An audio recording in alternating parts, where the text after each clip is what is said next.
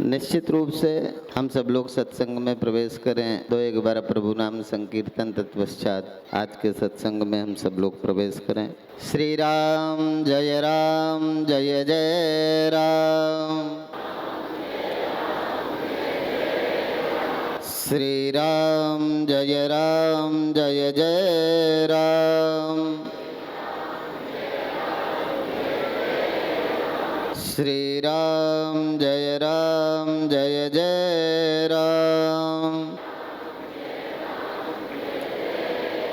बोलिए श्री सद्गुरुदेव भगवान की, सच्चिदानंद भगवान की। धर्म की अधर्म का, प्राणियों में विश्व का, गौ माता की, गंगा माता की, भारत माता की, राम जन्मभूमि की, कृष्ण जन्मभूमि की, बाबा विश्वनाथ भगवान की। ओम नमः पार्वती पतये हर हर महादेव। हम सब सत्संग में उपस्थित हैं, हम सब सत्य के साथ हैं। समझ नहीं आता क्या सुनाएं जिससे मन पूर्ण हो जाए। अभी हमको मन में अधूरापन सा, रीता सा, कुछ जीवन में खाली सा लगता है, गैप सा लगता है। अभी अधूरापन सा जो जीवन में है, उस अधूरेपन को कैसे दूर करें, क्या सुनाएं जिससे जीवन का ये अधूरापन, ये दरिद्रता, ये जो संकीर्णता है सोच का, छोटापन। किसी ने कहा पैर की मोच और छोटी सोच मनुष्य को ऊपर नहीं उठने देती। इस छोटी सोच से कैसे मुक्त हो? हम परस्पर निंदा स्तुति में अपनी शक्ति को बर्बाद करते हैं, लगे रहते हैं सुबह से शाम तक उस ऊर्जा को परमात्मा में। अर्थात इसलिए हमारे जीवन में धीरे धीरे पाश्चात्य कल्चर ऐसा प्रवेश कर गया, CBSE बोर्ड महकाले शिक्षा पद्धति के रूप में, कि हमने बड़ों का अभिवादन करना छोड़ दिया। बड़ों का अभिवादन अपने जीवन में महत्वपूर्ण था। बड़ों के अभिवादन से हमारे भविष्य का निर्धारण होता था। इसलिए किसी ने कहा था अभिवादन शीलस्य। हम बड़ों का जो अभिवादन करते हैं, नित्य वृद्धोपि सेविना। ये एक दिन थोड़ी करना था कि हम उठे हैं प्रणाम कर लिया। यहाँ भगवान भी पैदा हुए। भगवान जब अवतार लेते हैं, प्रातः काल उठ के रघुनाथ मात पिता गुरु नामई माथा। सुबह उठते हैं तो माता पिता गुरुजनों को प्रणाम करके फिर जगतीय के कार्य में निकल जाते हैं। जागतीय कार्य कैसे करना? पहले अपने गुरुजनों और माता पिता को, जिसका जो बड़ा है, जो जिसका वृद्ध है, जो जिसका वृद्ध है, यदि हमने वृद्धों का सम्मान करना प्रारंभ कर दिया तो कहते चत्वारि तस्य वर्धन्त। चार चीजें स्वतः बढ़ जाती। वो प्रयास से नहीं, प्रयत्न से नहीं, वो स्वतः। ऐसा नैसर्गिक किसका प्रति उत्तर है जो हम ये करते हैं, इनसे चार चीजें स्वतः बढ़ जाती हैं। आयुर्विद्या यशो बलम। आयु, विद्या, यश और शक्ति, बल, ये चार चीजें नैसर्गिक रूप से हमें प्राप्त होने लगती हैं। किससे? बोले हम बड़े लोगों का, जो अपने वृद्ध हैं, जो अपने बड़े हैं, जो अपने अग्रज हैं, उनका सम्मान करना। जो अपने अग्रज हैं, हमने अग्रजों का सम्मान करना कम कर दिया। हमारी केवल मात्र व्यवहारिक औपचारिकताओं के कारण प्रणाम भी करते हैं तो झुकते हैं, घुटने तक झुक जाते हैं। घुटनों का प्रणाम करना कहीं वैदिक संस्कृति का सभ्यता नहीं है। हमें तो पैर के अंगूठे के अग्रभाग को प्रणाम करना माना गया। हम सबको साष्टांग नहीं कर सकते, पर हम जब अपने बड़ों को प्रणाम करते हैं तो कम से कम ये प्रणाम करना मतलब झुकना सिखाता है। प्रणाम करना कहीं तो है, कोई तो हमारा अपना बड़ा है जहाँ हमारा अहंकार गलता है ना। अहंकार विमूढ़ात्मा कर्तव्य हमिति मन्यते। ये अहंकार ही तो पाल रखा है, मैं करता हूँ, मैं सफल हूँ। ये मैं जो करते हैं ना, ये मेरे कारण हुआ। हम अपने को सफल मानते। इसलिए जीवन में तीन तरह के कर्म हैं, क्रियमाण कर्म, संचित कर्म और संचित प्रारब्ध कर्म। जो आप कर रहे हो वो संचित होता है, खत्म नहीं होता, दिखाई नहीं देता। पर जो हमने क्रियमाण, जो हम कर रहे हैं, वो सब इकट्ठे बैंक बैलेंस कहीं ना कहीं डिपॉजिट हो रहा है। वो जो डिपॉजिट हो रहा है वो कैसा है? शुभ है या अशुभ है? पुण्य है या पाप है, हमने जो भी किया। अभी तो हमें लगता है बहुत सारी चीजें धीरे धीरे हमें पता नहीं है, हम पाप भी वहीं करना प्रारंभ करते हैं जहां हम सिक्योर होते हैं कि अब हमें कोई नहीं देख रहा, फिर जो मर्जी कर लो, है ना। कोई नहीं देख रहा तो बियर पी ली, कोई नहीं देख रहा तो सट्टा खेल लिया, है ना। कोई देख रहा है तब तक। ऐसा कोई बताओ जो खुल करके पाप कहीं चौराहे में करता हो। जब भी पाप करते हैं कोई ना कोई एकांत स्थान जहां हम सिक्योर होते हैं कि हमें कोई नहीं देख रहा, हम भूल जाते हैं कि जिस हमें भले हमारा अपना कोई नहीं देख रहा, जो इस जगती को देख रहा है, जो इस संसार को देख रहा है, वो तो 1000 आंख से हमें रोज देख रहा है, एकांत से एकांत जगह में देख रहा है। और ये जो है पाप भी ना कहीं जब हमारी बुद्धि में बिल्कुल स्पष्ट होता है कि अब हम सिक्योर हैं, हमें कोई नहीं देखता, वहीं पाप का जन्म होता है। इसलिए पाप का जन्म तो आपको बताना चाहते हैं हम कि वो भले आपका अपने परिवार के लोग आपको न देख रहे हों, आपके अपने परिजन आपको न देख रहे हों, आपको आपके रिलेशन रिश्तेदार न देख रहे हों, यह अलग विषय है। आपका पड़ोसी, आपका मोहल्ले का कोई आपको न देख रहा हो, पर जो इस जगत का मालिक है वो अहरनिश हमारे पर दृष्टि रखे है। भगवान का जो चार्टर्ड अकाउंटेंट है, जो हमारे कर्म की बैलेंस शीट तैयार करता है, कर्म की भी एक बैलेंस शीट है। मैंने कल कहा था ना, ये कर्म पड़ा, इसके इंजन में कर्मों का तेल चली जा रही है, जीवन की रेल। ये जो कर्म रूपी तेल है ना, ये चार्टर्ड अकाउंटेंट कौन है भगवान का? बोले ये चित्रगुप्त चार्टर्ड अकाउंटेंट है। वो हमारे दोनों कंधों में बैठा है। वो हम बाथरूम भी जाते हैं वहाँ भी हमारे कंधों में बैठा है, हम बेड में सो रहे हैं वहाँ भी वो हमारे कंधों में बैठा है, वो एक एक। और यहाँ तक तो संतों ने कह दिया, चींटी के पग नूपुर बाजे सो भी साहिब सुनता है। चींटी के पग, चींटी जानते हो ना, कहीं कहीं पंजाब में कीड़ी कहते हैं, हरियाणा में उसे चींटी कहते होंगे, हमारे यूपी में जहाँ हम लोग जन्मे वहाँ चींटी कहते हैं, छोटी सी, है ना। तो चींटी, और चींटी के पैर कितना बड़ा होता है, चींटी के पैर का नूपुर किसी सुनार की दुकान में बनवाना। चींटी के पग नूपुर बाजे सो भी साहिब सुनता है। वो जो साहिब है ना, वो चींटी के पग, एक तो चींटी बहुत बड़ी, फिर उसका पैर, फिर उसके लिए नूपुर, फिर उसकी आवाज कितनी होगी ना, बहुत थोड़ी सी आवाज ही नहीं मनुष्य सुन सकता। चींटी के पैर की नूपुर की आवाज हिलाने से भी सुनाई नहीं देगी, तब भी कहते हैं संतजन सो भी साहिब सुनता है, वो परमात्मा सुनता है।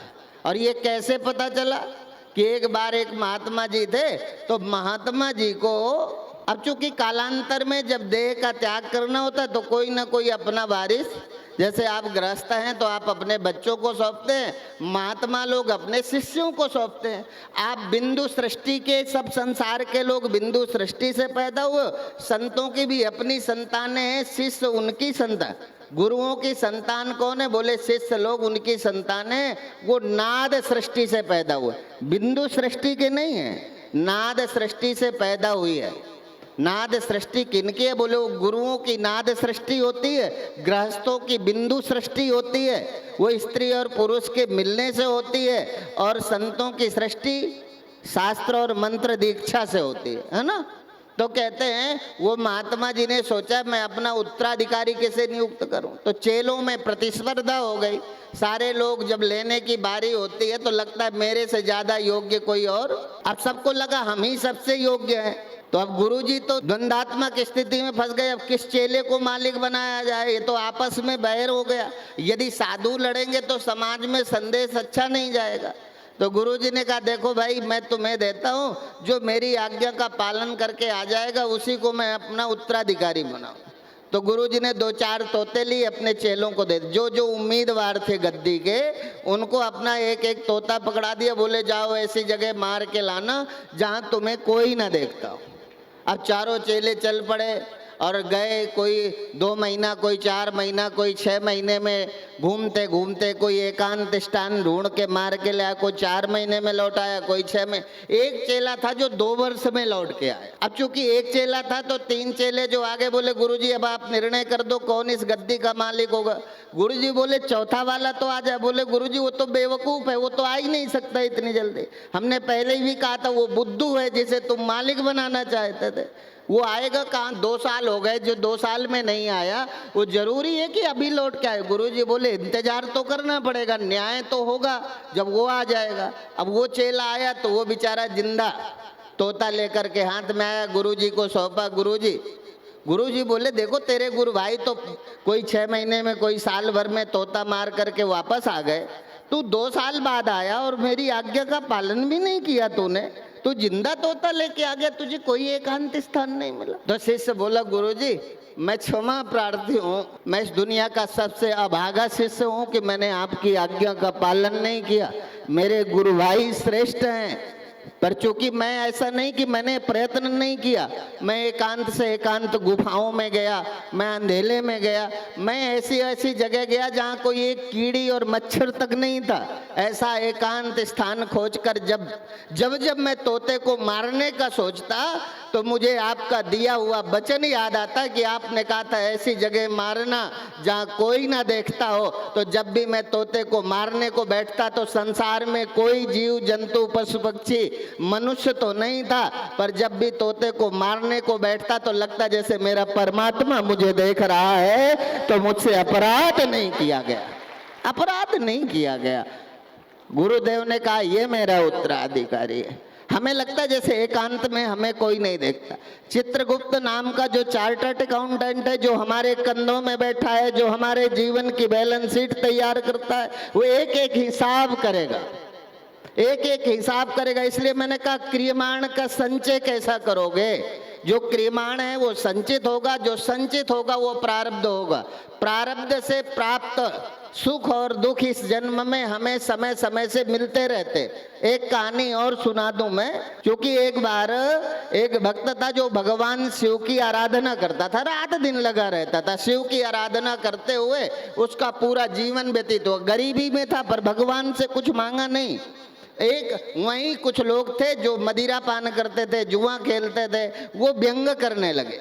असल में भक्तों पर ज्यादा बड़ा समाज है जो भक्तों पर हमेशा व्यंग करता ही रहा है। उन्होंने व्यंग किया कि तुम कहाँ लगे हो इस मंदिर में घंटे हिलाने में, भगवान की पूजा में, तो हमारे साथ आओ, 1-2 दिन हमारे साथ पार्टी ज्वाइन करो, हमारे साथ कंपनी दो, फिर देखो आपको क्या आनंद आता है। वो भक्त ने कहा भाई तुम्हारा काम है, तुम अपना काम करो, मेरा काम भगवान का भजन करना है, मुझे भजन करने दो, भैया परेशान मत करो। उन्होंने कहा कोई बात नहीं, तेरी मर्जी है तो पत्थर में सिर मारता रहे। अब कुछ कालांतर बाद ऐसे बारिश हुई, बारिश में प्रवाहित होने लगा। जब बारिश होती है तो गाँव में नालियों में कूड़ा और ये सब बहने लगता है। पर वो भक्त तो था जो बिना चप्पल के मंदिर जाता था, वापस आता था, पैर में कुछ पहनता नहीं था। उसी पानी के प्रवाह में कोई कील लग गई। अब कील लग गई, उसी समय बादल में बिजली कड़की, अंधेरा सा छाया। उस बिजली कड़कने में पानी के प्रवाह में एक सोने की मोहर बहती हुई आ रही थी। वो दारू पीने वाले को मिल गया जो भगवान को गालियां देता था, व्यंग करता था, उसे वो मोहर मिल गई सोने। उसने और दिखा करके छाती जलाई, लो कर लो पूजा, तुम्हें क्या हाथ लगा, हम तो रोज भगवान को गाली देते हैं, हमें तो ये स्वर्ण की मोहर मिल गई, अब कर लो पूजा। अब स्वर्ण की मोहर दिखाई तो भक्त की और छाती लगा, मैंने जीवन में भगवान से कभी कुछ नहीं मांगा, पर ये समाज के द्वारा इस तरह से अपमानित हो रहा हूँ। तो उसने दृढ़ प्रतिज्ञा कर ली कि मुझे अब इस विषय का जानना ही है, भगवान से ही पूछना ही। ये संसार है कैसा, ये न्याय कैसा है मेरे साथ। मैंने कभी तुमसे कुछ नहीं मांगा, तुम्हारी सेवा की, पर मेरे साथ ही अन्याय, मैं लोगों का उपहास का पात्र बन रहा हूँ। तो अखंड साधना में बैठ गया। तब माँ भगवती ने देखा, तब भोलेनाथ से कहा ये तुम्हारा भक्त मरने को तैयार है, अखंड साधना में बैठा है, जाओ देखो इसे क्या चाहिए। भोले बाबा प्रकट हुए, प्रकट होते उसके समस्त हृदय के दुख दूर हो गए। भोले बाबा ने बोला कि भाई बताओ भक्त क्या चाहिए। तो उसने वही प्रश्न रखा कि मैंने जीवन में कुछ नहीं मांगा, मेरे को ये कष्ट मिला, और सामने वाला आपको रोज गाली देता, उसे स्वर्ण की मुहर मिली और फिर वो मेरे सामने हिलाकर मेरा उपहास उड़ाता है। क्या बात है। भगवान ने कहा छोड़ो इन बातों को, इन बातों में रखा क्या है। तुम एक द्वीप का द्वीप मांग लो, संसार के सारे सुख जो जो तुम्हें पसंद है सब मांग लो, मैं देने में सामर्थ हूँ। जो मांग लोगे, यहाँ पृथ्वी लोक से देवलोक तक जो आपको चाहिए सबका सब, सारा का सारा सुख आपको दे दूंगा। भक्त बोला मैंने कभी कुछ मांगने के लिए आपकी सेवा नहीं की, मुझे तो इस कर्म के न्याय को समझना है, ये कर्म का न्याय कैसे है। तो भगवान ने जब ज्यादा जिद की भक्त ने, तो भगवान ने दिव्य दृष्टि दे दी। भोलेनाथ भगवान ने जब दिव्य दृष्टि दी, बोले देखो इसको, तो भगवान ने दिखाया, बोले देखो इसका जिसे हमने स्वर्ण की मोहर दी है, ये जन्मने के बाद यदि ये पाप न करता तो आज की इस तारीख में, इस घड़ी में, इस मुहूर्त में, इतने बजकर इतने मिनट पर जिस समय मोहर मिली थी ना, बोले इस समय इसे चक्रवर्ती सम्राट के रूप में राजा बनाना था प्रजा को, पर इसने, इसके पापों ने सब कुछ खो दिया। पर इसके पाप इतने ज्यादा नहीं हुए जिससे इसका सारा का सारा धन नष्ट हो जाता। इसके प्रारब्ध में एक मोहर बची थी, वो मैं रख नहीं सकता, ये चूंकि ये कर्म फल है, कर्मण्येवाधिकारस्ते मा फलेषु कदाचन, कर्म के द्वारा प्राप्त होने वाले फल को मैं हजम नहीं कर सकता, इसलिए वो पापी भी है पर उसके हिस्से का है, इसलिए उसको मैंने दे दिया। तेरी आज इस क्षण इस वक्त तेरी मृत्यु थी, तुझे यमराज घेर करके, तेरे ये दुश्मन खड़े हैं, तुझे घेर कर आज मृत्यु के घाट उतार देते, पर तू बचपन से मंदिर में आकर के जो पूजा करता रहा, इससे सारे अशुभ, जीवन के सारे अशुभ नष्ट हो गए। थोड़ा सा बचा था तेरे हिस्से में, दिखाया, बोले देखो गौर से कहीं कोई कील तो नहीं पड़ी, देखा कि कील पड़ी, बोले बस इतना हिस्से में बचा था, वो जो तेरे लग के निपट गया। तो हमें पता नहीं चलता कि हमारे जीवन में हो क्या रहा, हमने पूर्व को देखा नहीं है। इसलिए सबसे बड़ी जीवन में साधना है क्रियमाण की पवित्रता। जो कर रहे हो वो कितना पवित्र है, पवित्र करोगे तो शुभ का फल, शुभ फल जीवन में मिलेगा। क्रियमाण की शुचिता होना, यज्ञ करना पवित्रता है, यज्ञ करना भी एक तरह की पवित्रता है, मंदिर जाना एक तरह की पवित्रता है, तीर्थ जाना एक तरह की पवित्रता है, पर तीर्थ में केवल सबसे बड़ा यदि कोई अनुष्ठान है जीवन में तो कर्म का शौच, कर्म की शुचिता, जो आप कर रहे हो कितना पवित्र है, इस पर ध्यान रखना आपके द्वारा किसी को। इसलिए महात्माओं की कथा चाहे सारे जीवन पढ़ लो, पर किसी ने कहा 4 वेद 6 शास्त्र में, चाहे सारे शास्त्र उपनिषद वेद सब पढ़ लो और चाहे किसी साधु की मान लो, 4 वेद 6 शास्त्र में बात मिली है 2 है। कौन 2 बातें मिली हैं? सुख दीने सुख होते हैं, दुख दीने। अब हमें सबको सुख चाहिए ना, और दे क्या रहे हैं? पत्नी को क्या दे रहे हैं, भाई को क्या दे रहे हैं, परिवार को क्या दे रहे हैं, रिश्तेदारों को क्या दे रहे हैं, मोहल्ले को क्या दे रहे हैं। हम जो बांट रहे हैं मिलेगा तो वही, पेड़ बोए बबूल का तो आम कहाँ से खाए। बांटने दुख निकले हैं, चाहते सुख हैं, करने अपमान निकले हैं, चाहते सम्मान हो। ये संभव नहीं है, जो हम कर रहे हैं मिलेगा वही, यदि हमने अपने माता पिता का। इसलिए स्वधर्मे निधनम श्रेया परधर्मो भयावह, स्वधर्मे निधनम श्रेया। आप अपने धर्म से च्युत हो गए हो इसलिए दुख उठा रहे हैं, हम अपने धर्म का पालन नहीं करते इसलिए दुख उठा रहे हैं। हम शिष्य हैं, हमें गुरु के प्रति कैसे रहना चाहिए वो हम धर्म का पालन नहीं कर पा। हम किसी के पुत्र हैं, किसी के पिता हैं, किसी की माँ है, किसी की पत्नी है, किसी की मौसी है, किसी के बुआ है, किसी के कुछ है। हम अपने अपने धर्म का जो भी नहीं करता, भगवान कृष्ण कहते हैं पार्थ पर दुखो पर धर्मो भयावह, दूसरे का धर्म जो अनुकरण करता है उसमें भय होता है, डर होता है, चिंता होता है, ठीक है ना। हम अपने धर्म का पालन करते हुए तो जीवन में निर्भयता आती है। हम अपने धर्म का पालन करें, अपने धर्म का पालन करते हुए हमारा काम है। इसलिए हमारा काम है अपनी बात करते हुए आगे बढ़ना। हम ये सदा नहीं रहेगा, सत्संग का जीवन में ये नहीं है, सुनना ही नहीं है। सुनने का नाम सत्संग में बैठे हो नहीं, श्रोतव्यो मंतव्यो निदिध्यासितव्य, जब तक मनन स्टार्ट नहीं हो जाता हम श्रोता नहीं है। सुनने को तो हमारी आवाज कोई भी सुन लेता है। आवाज सुनने का नाम प्रवचन सुनना थोड़ी है। प्रवचन सुनकर के जीवन में अनुकरण करना, अनुकरण करना। मनस्सेकम वचस्सेकम कर्मण एकम महात्मना सा महात्मा सदुर्लभा। मन मोदक नहीं भूख बुताई। मन के लड्डू खाने से पेट की भूख मिट जाएगी। मन मन की रोज लड्डू खिलाएं, मन का भोजन दें, मन से खाते रहो। मन से खीर बना के खा लो, मन से पूड़ी बना के खा लो, तो पेट की जो भूख की पीड़ा है मुक्त हो जाएंगे ना। मन के लड्डुओं से सच की भूख नहीं मिटती। सच की भूख सच के लड्डुओं से, सच की भूख सच के भोजन से मिटेगी। तो जो भूख है जो जैसे मिटती है, हमारे जीवन में कर्म का बहुत महत्व है। कर्म यदि अच्छा है इसलिए कर्म को ठीक करना, और नहीं तो धीरे धीरे क्या है। पर इसके लिए ये थोड़ी है कि आज अपन धीरे धीरे समझें। थोड़ा सा भी उद्यमा साहसम धैर्यम बुद्धि शक्ति पराक्रमा सडेते यत्र वर्तन्ते तत्र देवो सहायका।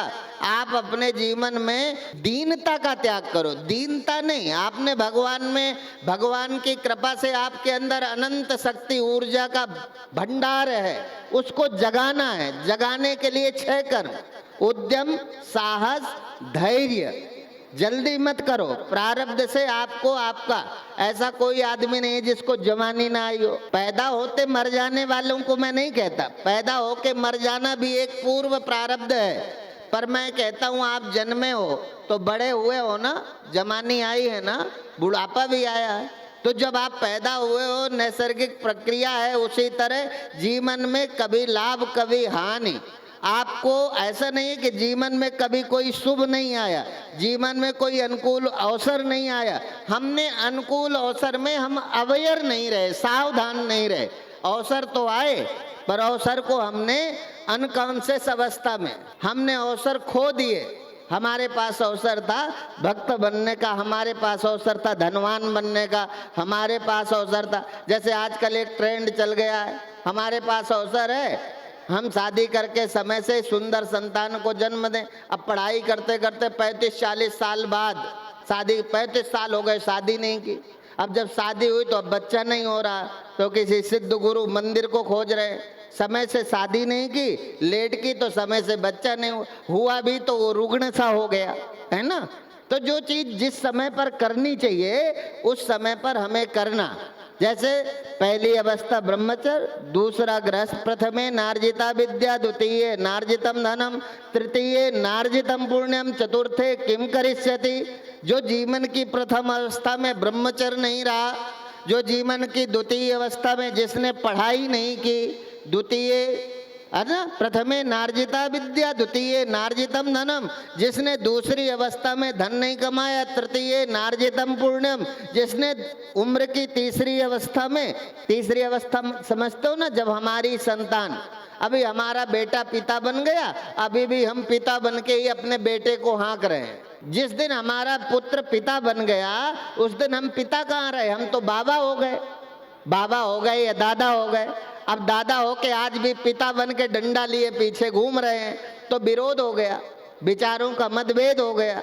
जिस दिन हमारी संतान, जिस दिन हमारा पुत्र पिता बन गया उस दिन हम पिता नहीं रहे, बाबा और दादा बन गए, अलग अलग। अब यहाँ पता नहीं क्या कहते हैं, दादा कहते हैं या बाबा कहते हैं हरियाणा, है ना। पर अभी हमारा पिता होने का जो अहंकार है वो अभी हमारे को द्वंद्व में डाले हुए है। इसलिए धीरे धीरे इस त्रिपुटी को समझना, ये 3 चीजें। तो हमारे को क्या है कि तृतीय नार्जितम पूर्णम, तीसरी अवस्था है कि जब पुत्र ने घर संभाल लिया तो तीसरी अवस्था में आप पूर्ण प्रारंभ कर दो। पूर्ण प्रारंभ कर दोगे तो बाकी का शेष जीवन सुखद होगा।